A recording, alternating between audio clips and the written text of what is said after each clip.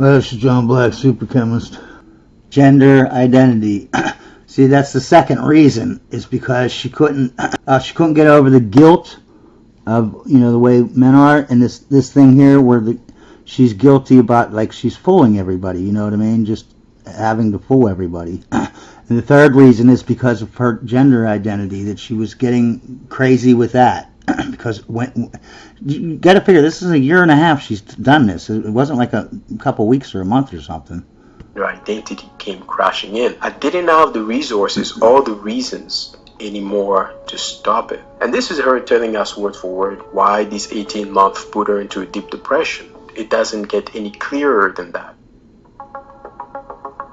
Gender identity. At the beginning of her second book, Voluntary Madness, she explains that she lost her mind mostly because she tried to hold two identities together. Now, we'll talk more about the book in question in a bit. In this book, we truly get to understand her state of mind and what really happened to her as she gets a bit more personal. But her struggle with her gender identity comes up again in an interview with NPR. And it's important that I mention it because it seems very relevant. So at some point in this interview, Nora Vincent was asked a question and she replied, and I quote, "I had I would say, nervous breakdown. I really went into a terrible depression. I think that I also developed a tremendous empathy for transsexual because I think part of what precipitated that breakdown was also the fact that trying to hold two gender identities in my mind at the same time. It's like hold two gender identities in my mind.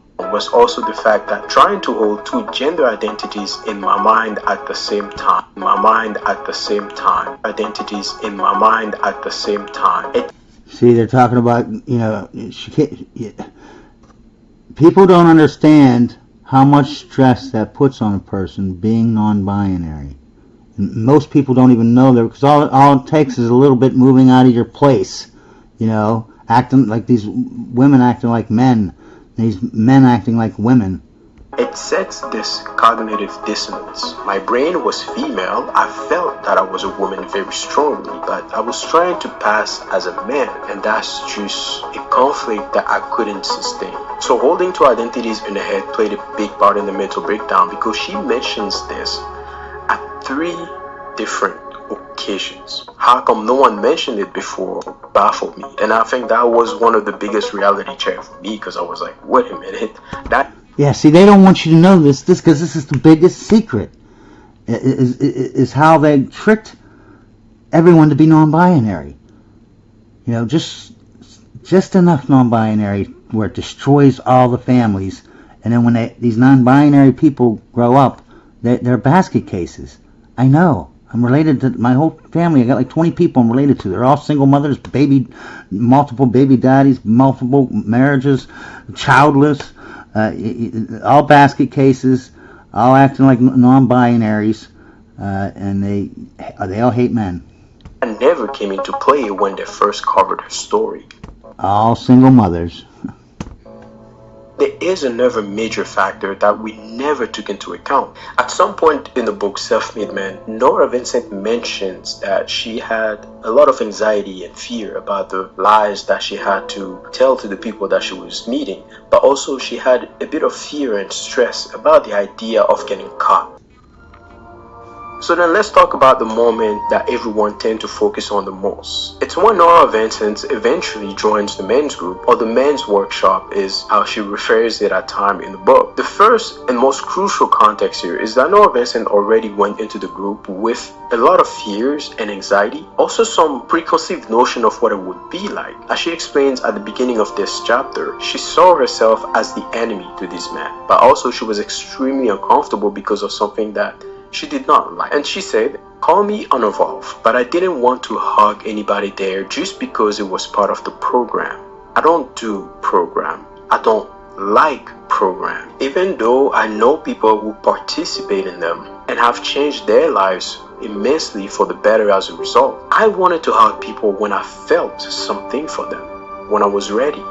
Besides, I saw myself as an enemy in this group, and I thought it was best to keep it that way." This is how she describes how she felt the first few times she went to those meetings with the men's workshop. I have to admit that I was a bit surprised that she kept going to these meetings despite feeling so uncomfortable, which makes sense as to why the men's retreat broke her.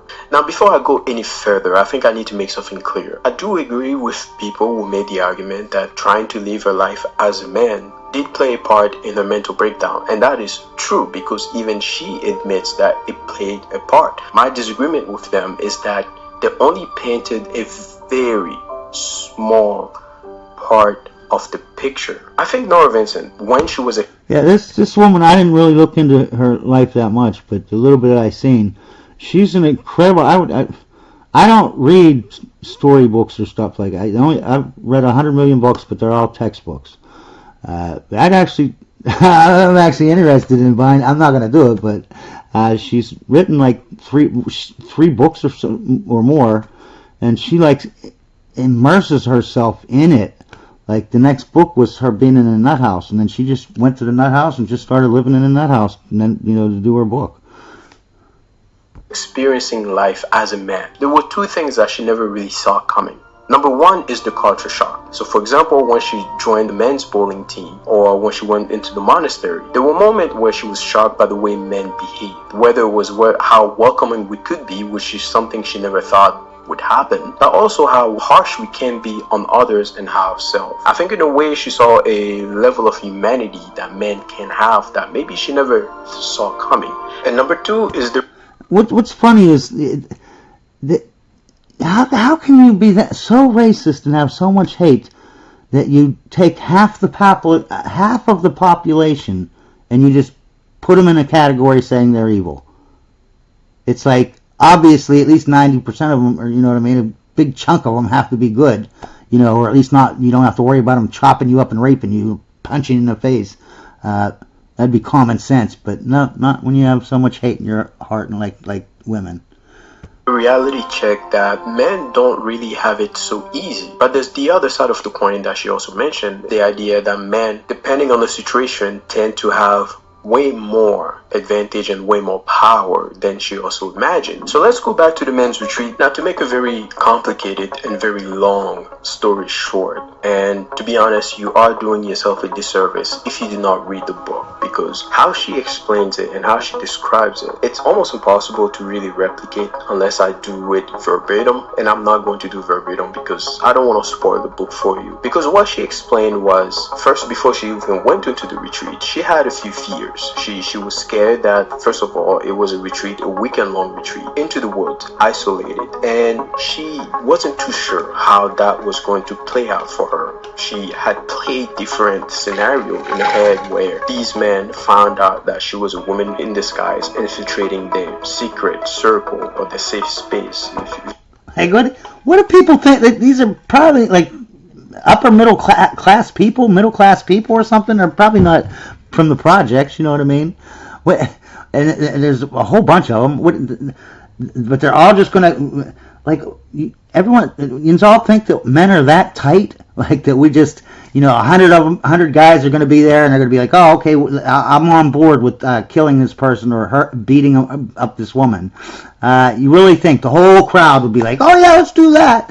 You know what I mean? Like we all know each other. Do you all think that we have like little meetings that half the country goes to the meetings once a month?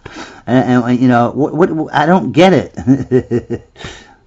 You can put it that way. And she was very scared at the idea of what they would do to her if they found out. Yeah. And that really made her anxious. Nonetheless, they would have said, hey, get out of here, you gotta leave. And she would have left. Like, well, I don't understand. You'd think this was like in some ghetto or something, you know what I mean? Come on.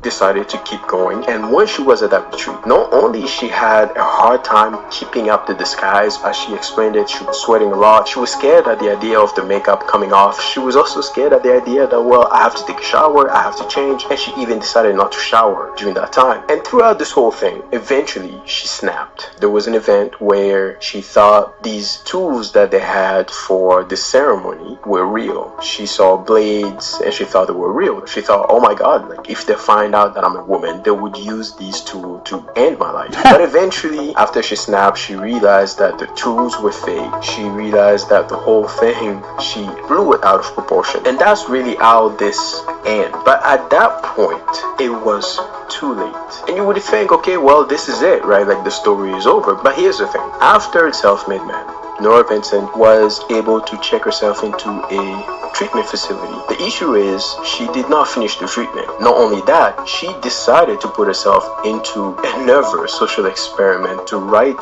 the book that we're going to talk about, Voluntary Madness.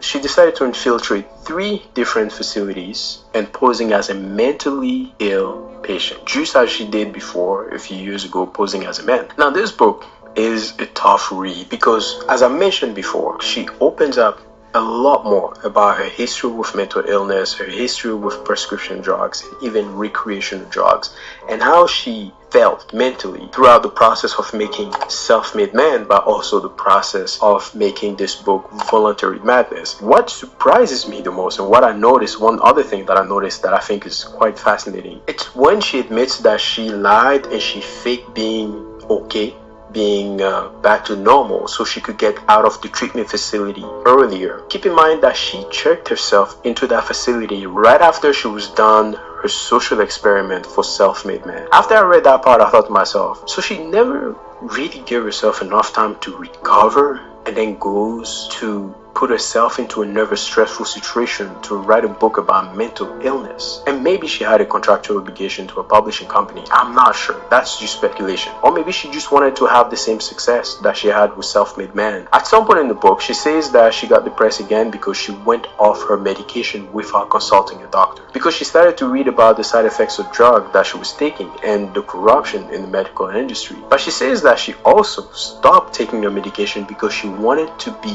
depressed, to immerse herself while she was writing this book. When I first read this part, I thought, So it's going to be a good book, man.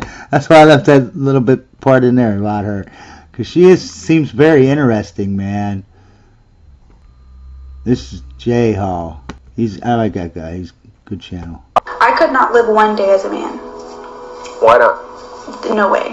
Why not? Not only do men have to have themselves together, but they have to make sure the people that are following them are in order too. So he has to have eyesight not only for himself, but for everybody else around him. He has to lead everybody else, which means he does have to take his feelings and gobble them so that everybody else can lean on him.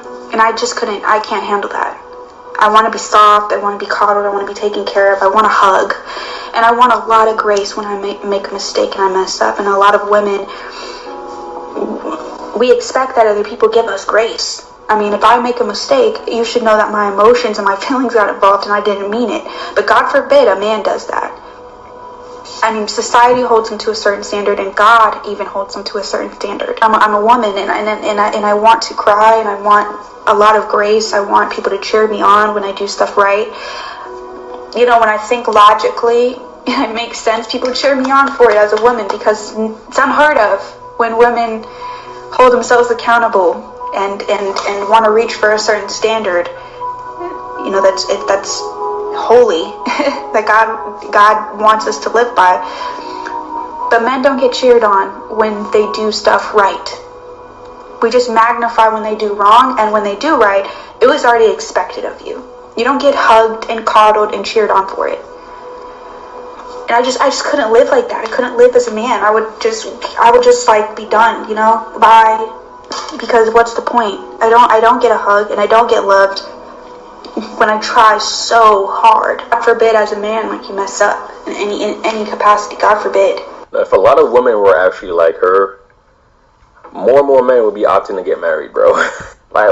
Now, that woman is a beautiful woman. Any man that would hurt this woman, the man should be punched in his face repeatedly. This is the Chow Time Pod. I like him too. He's real good. So wait a sec. How are you equal if the men are the ones that have to fight and die to defend the country? The men are the ones that build and maintain all the infrastructure, right? Like, none of this stuff in the studio is built or maintained by women. Do you know that like 90% of infrastructure jobs are still held by men? That if you look at the top 20 jobs held by women now in 2024 versus 1924 are almost the exact same. So women have had 100 years to do whatever they want, and they still do the same 20 jobs they did 100 years ago, other than we switched out farm labor for HR work. But